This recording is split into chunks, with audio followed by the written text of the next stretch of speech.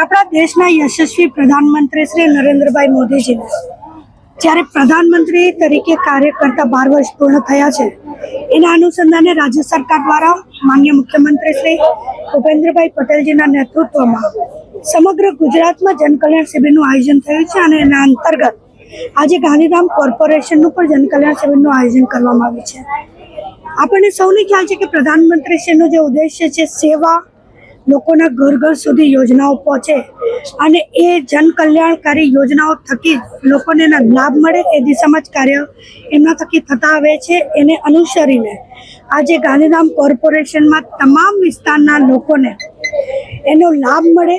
જે સરકારની યોજનાઓ ચાલી રહી છે, કેન્દ્ર સરકાર હોય કે રાજ્ય સરકાર હોય, એ યુવા માટે હોય, મહિલાઓ માટે હોય, એ શિક્ષણ માટેની યોજના હોય, આરોગ્ય માટેની યોજના હોય કે પીજીવીસીએલ વિભાગની સ્કાય યોજના હોય, તમામ લોકો માટે એને યોજના મળે અને યોજનાનો લાભ એક જ સ્થળેથી એક જ જગ્યાએથી પૂરતું માર્ગદર્શન મળે અને માર્ગદર્શન સાથે એ લાભાર્થીને એનો લાભ મળે એ હેતુ સાથે આ શિબિરનું ઉદ્ઘાટન આપણા લોકપ્રિય સાંસદ શ્રી વિનોદભાઈ ચાવડાજીના અધ્યક્ષસ્થાને થયું। સાથે આપણા મેયર શ્રી દિવ્યાબેન નાથાણી અને સમગ્ર ટીમ, સંગઠન અને ચૂંટાયેલા પ્રતિનિધિઓ સર્વ સાથે મળીને આ કાર્યનું આજે ઉદ્ઘાટન કરવામાં આવ્યું છે। સતત આજથી કરીને 4 દિવસ સુધી અલગ અલગ વિસ્તારમાં, આવતીકાલે આદિપુર, પછી ગઢપાદર, કિનાના 4 દિવસ સુધી આ જનકલ્યાણ શિબિરનું આયોજન ચાલશે।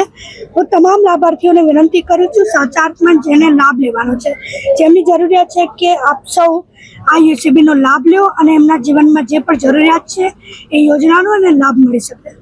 દેશની અંદર દેશના યશસ્વી વડાપ્રધાન શ્રી નરેન્દ્ર મોદી સાહેબની સરકારને 12 વર્ષ પૂર્ણ થયા છે। એક ઐતિહાસિક સેવાનું શાસન જ્યારે દેશવાસીઓને મળ્યું છે અને એક ઇતિહાસ રચાણો છે કે આઝાદી પછી, ચૂંટણી જીત્યા પછી સૌથી વધારે દિવસો સેવા આપવાનું વડાપ્રધાન તરીકે આદરણીય શ્રી નરેન્દ્ર મોદી સાહેબે એક સેવા આપી છે, જેના ભાગરૂપે અલગ અલગ કાર્યક્રમો સમગ્ર દેશની અંદર ચાલી રહ્યા છે। ગાંધીધામ મહાનગરપાલિકા દ્વારા આજે જનકલ્યાણ શિબિરનું આયોજન કરવામાં આવ્યું છે। આ જનકલ્યાણ શિબિર 4 દિવસ સુધી ચાલશે। અલગ અલગ બોર્ડની અંદર જનકલ્યાણ શિબિરો થશે।